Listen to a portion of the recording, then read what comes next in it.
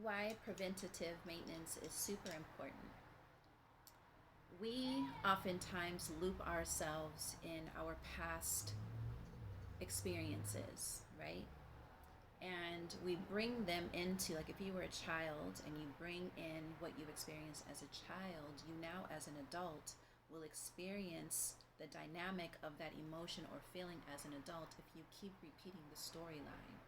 This is why it's crucial to be in a space of self awareness, so that way, when you see yourself acting or moving in such a way that is attached to the past, or keep repeating a story with another person, or you're kind of trauma bond by maybe some of the same experiences, you have to grab that narrative and replace it with something new. This is preventative maintenance. The more that you bring this aspect into your current state of being in the present moment of now, you will experience anxiety, depression. Your body is going to tell you when you are not living in a space of your divinity.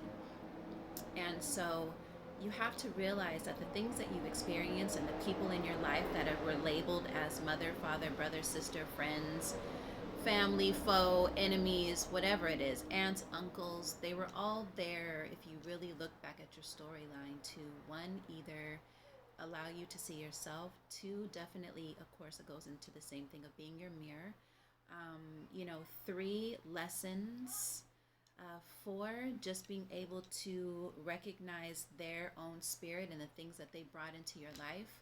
And then that served a purpose for then.